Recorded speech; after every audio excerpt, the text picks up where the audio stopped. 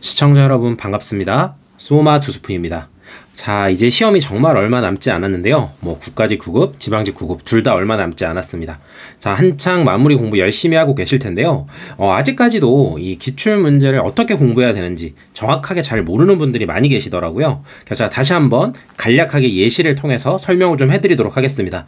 그리고 시험 보기 전에 마지막으로 기출을 어떻게 정리해야 되는지까지도 좀 알려드려 보도록 하겠습니다. 자, 먼저 화면을 보시면 제가 이제 행정학이라는 과목을 가지고 이 기출 문제를 공부하는 법을 좀 설명을 해드릴게요. 그래서 이제 행정학을 공부하지 않는 분들도 그냥 편하게 보시면 될 것 같습니다. 여러분들이 시험 보는 암기 과목이라고 생각하시면 되겠어요. 자, 먼저 이렇게 기출 문제가 이렇게 화면처럼 있다고 했을 때, 자, 이런 식으로 공부를 하는 겁니다. 자, 일단 기출 문제를 공부한다라는 거는 기본적으로 내가 이론 강의를 다 들었다라는 전제를 깔고 가는 겁니다. 이 문제를 전혀 기본적인 지식도 없이 공부한다라고 하면 저는 쉽지 않다고 봅니다. 그래서 강의를 들었다고 전제하고 설명을 해볼게요. 자, 저는 이렇게 문제를 풉니다. 자, 1번 문제를 보시면, 자, 정치, 행정, 자, 이원론에 대한 설명으로 옳은 것은 이렇게 돼 있죠. 그럼 항상 옳은 것이라고 할 때는 이렇게 동그라미 표시를 하시고, 만약에 틀린 것은 이렇게 문제가 나오면 문제 위에다가 X 표시를 해주세요. 이렇게 OX 표시를 꼭 하시고, 모든 선지, 지문 1, 2, 3, 4에다가 이렇게 OX 표시를 하는 겁니다. 자, 그럼 우리가 기본적으로 이 정치, 행정, 이원론이라고 하면 정치와 행정은 서로 다르다라는 거죠. 그래서 정치는 국회의원들, 이렇게 사회 문제에서 중요한 정책을 결정을 하는 것이고, 자, 행정, 공무원들은 그냥 묵묵하게 집행만 한다. 그래서 행정과 정치는 서로 다르다. 이게 이원론이잖아요. 그 문제를 보시면, 선지를 보시면 1번.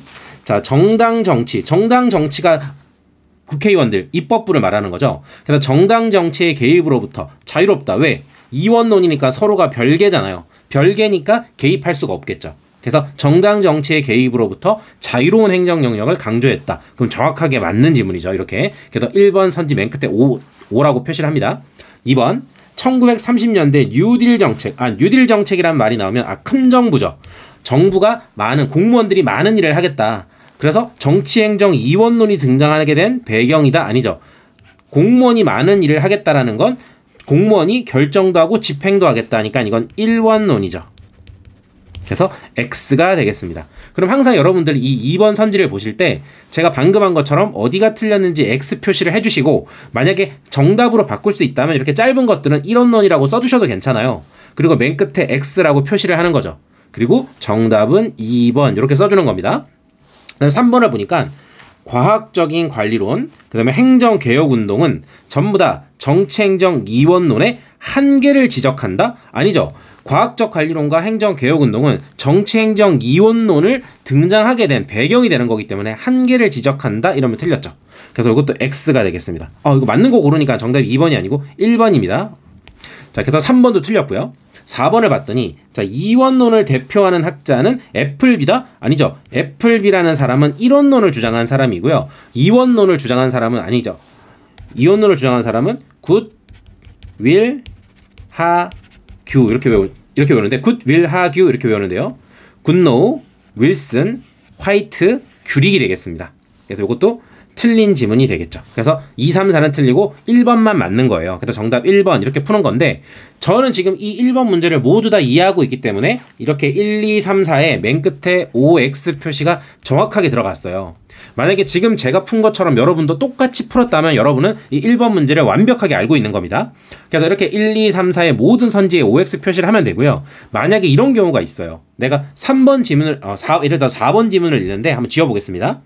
내가 애플비를 못 외웠어요. 굿, 윌, 하, 규 이걸 안 외워놔가지고 4번을 봤더니 이거 애플비가 맞는지 아닌지 헷갈린다라는 거죠. 그래서 여기에 온지, X인지 표시를 정확하게 할 수 없다라는 겁니다.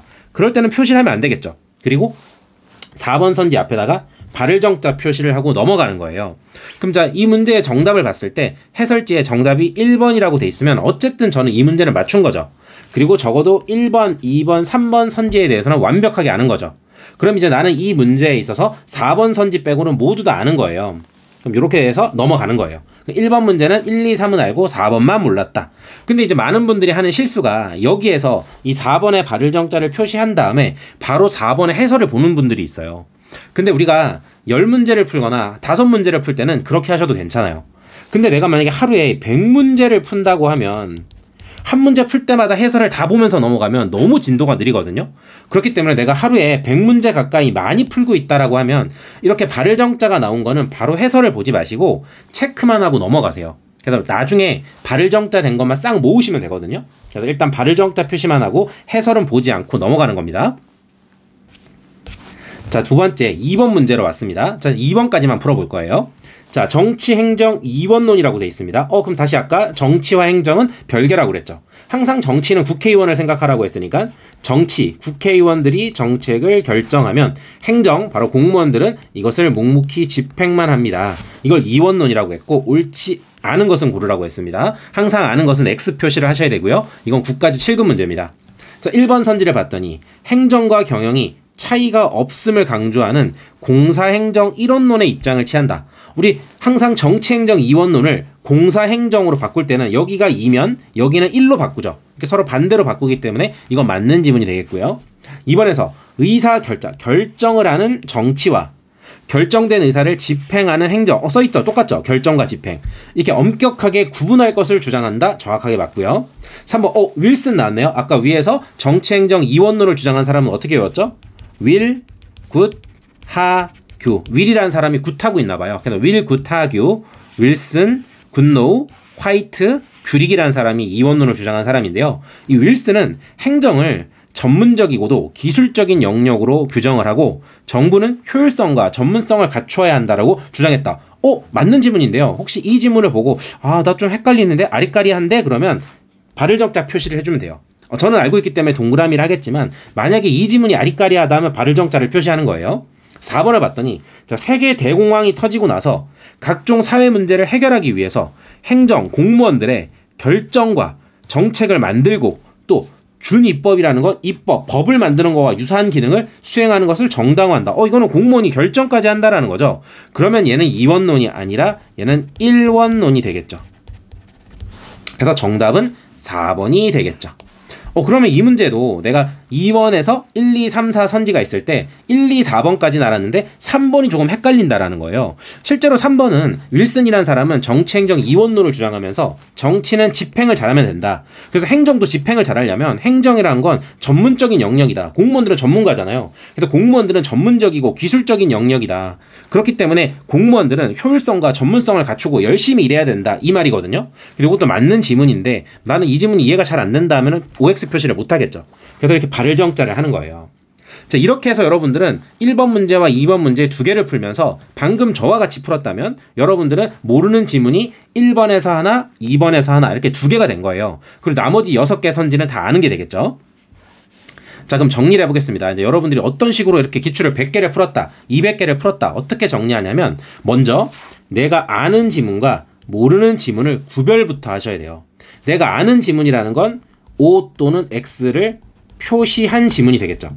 반면에 모르는 지문이라는 거는 O나 X를 표시하지 못한 지문이 되겠죠. 그래서 쉽게 말하면 이 모르는 지문이라는 건 내가 발을 정자를 표시한 게 되겠습니다. 발을 정자. 자, 그리고 아까 제가 항상 모르는 지문 나오면 발을 정자 표시하고 해설 보지 말고 넘어가라고 했습니다. 내가 5문제, 10문제만 푸는 게 아니니까. 자, 그 다음에 두 번째로는 내가 아는 지문, 바로 OX 표시를 다 해놓은 지문들 있죠. 이걸 먼저 다회독하라는 거예요. 이게 무슨 말이냐면 내가 오늘 100문제를 풀었어요. 그럼 100문제를 풀었다면 모든 문제에 있어서 내가 안다고 했던 지문들 있죠.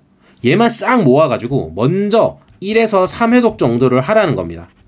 이거는 시간이 얼마 안 걸려요. 왜냐면 내가 이미 문제를 풀면서 알았던 지문들이기 때문에 빠르게 회독이 됩니다. 그래서 이렇게 1, 3회독을 하더라도 아주 스피드 있게 할 수가 있습니다. 내가 아는 것들이기 때문에. 그래서 아는 것들을 먼저 완벽하게 해두시고 그 다음에 이제 세 번째로 모르는 지문들, 내가 아까 발을 정자 표시한 것들을 이제 본격적으로 심화 학습하는 거예요.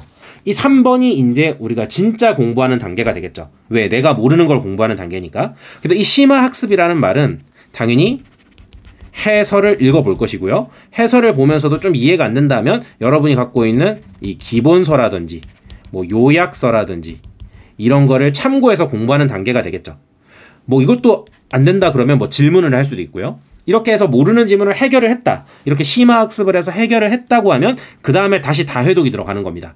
여기서 말하는 다회독은 최소 3번은 봐야 된다는 거죠. 최소 3번. 왜냐면 내가 몰랐던 거를 공부해서 알게 되면요. 최소 3번을 안 보면 내 것이 안 됩니다. 그래서 최소가 3번인 거예요. 그 이상 5번, 7번 보셔도 상관없어요. 이 3번이 제일 중요한 단계이기 때문에 그렇습니다. 그래서 3번까지 끝냈어요. 그럼 여러분들은 기본적으로 기출 공부에 중요한 건 다 한 겁니다. 그럼 그 다음부터는 이제 4번으로 가서 내가 아는 지문이 3, 모르는 지문이 7, 이렇게 3대 7 비율로 공부를 하시면 돼요. 이것도 많은 분들이 물어보시는데요. 이렇게 생각하시면 됩니다. 자, 한번 지워볼게요. 자, 이것도 이렇게 생각하시면 되는데, 예를 들어서 여러분이 공부를 일주일 동안 공부해보면 여러분들이 아침, 점심, 저녁으로 공부가 잘 되는 시간과 안 되는 시간이 있어요. 예를 들어서 나는 아침이 있고 점심이 있다고 했을 때 나는 아침 시간이 공부가 참 잘 돼. 그럴 때는 내가 모르는 지문을 이 아침 시간에 공부하는 겁니다. 그리고 나는 점심 때는 점심 먹고 나면 졸려도 공부가 잘 안 돼. 이럴 때는 내가 아는 지문 3을 공부하는 거예요. 그래서 여기는 내가 모르는 거, 여기는 내가 아는 거. 그러면 아침에 내가 컨디션 좋을 때는 내가 모르는 거를 심화학습하면서 심도 있게 공부를 해주시고, 점심 먹고 나서 좀 졸릴 때는 최대한 머리를 덜 쓸 수 있도록 내가 아는 지문들을 눈으로 보면서 계속 확인만 하는 거죠. 왜? 문제집에 아까 제가 1번 풀었을 때 O 표시가 돼 있었고 2번에 X 표시가 돼 있었죠. 그러니까 연필 거꾸로 들고 그냥 눈으로 읽기만 하면 돼요. 1번 뚜루뚜루뚜루 이래서 맞아 O였어. 2번 뚜루뚜루뚜루 여기가 2원론이 아니라 1원론이어서 틀렸어. 맞아. 이렇게 내가 아는 것들을 그냥 펜 거꾸로 뒤집어서 눈으로 보고 따라가면서 그냥 눈으로 확인만 하면 되기 때문에 공부하기가 수월합니다. 그래서 다시 한번 내가 아는 지문과 모르는 지문이 있을 때 우리 공부는 항상 모르는 거 중심으로 해야 되기 때문에 모르는 거를 7을 본다면 아는 것은 3을 본다. 7대 3 정도로 본다라는 거죠. 그리고 난 다음에 점차 시험이 다가올수록 이걸 5대 5로 맞춰가면 됩니다. 그래서 많은 분들이 시험 보기 전에 내가 모르는 것만 공부하는 경향이 있는데 기출지문도 내가 몰랐던 것들은 중요하지 않을 수가 있어요. 예를 들어 시험에 잘 나오는 것도 아닌데 내가 그래서 잘 몰랐던 거예요. 근데 걔만 계속 보고 있으면 정작 시험에 나오는 중요한 것들을 틀릴 수가 있거든요. 그래서 시험 보기 전에는 최대한 아는 지문과 모르는 지문을 5대 5로 맞춰주시면 돼요. 그래서 저 같은 경우는 시험 보기 전에 정말 시험 일주일 전이 되면요. 어떤 식으로 공부했냐면 이렇게 책을 이렇게 딱 펴놓으면 이렇게 책이 있으면 왼쪽에도 문제가 있고 오른쪽에도 문제가 있잖아요. 그러면 정말 시험 보기 일주일 전에는 내가 행정학을 공부한다고 하면 첫 번째로 오늘 하루는 계속 아는 지문 표시가 된 것들만 빠르게 샥샥샥 넘어가는 거예요. 그렇게 넘어간 다음에 또 체크 발을 정자 된 것만 다시 보고 이런 식으로 내가 어떤 부분에 포인트를 줄지를 보면서 공부를 하는 겁니다. 그래서 여러분들도 한번 지금 이제 국가직 지방직까지 얼마 안 남았는데 이렇게 제가 말한 것처럼 공부를 잘하고 있는 분들은 계속 그렇게 하시면 되고요. 잘 모르는 분들은 이렇게 한번 연습을 해보시면 좋을 것 같습니다. 제가 최대한 자세하게 설명드린다고 했는데 이해가 잘 되셨는지 모르겠지만 또 혹시라도 궁금한 거 있으시면 댓글 남겨주시면 제가 또 친절하게 설명해 드리도록 하겠습니다. 자, 그럼 오늘 영상은 여기서 마치도록 하겠습니다. 고생하셨습니다.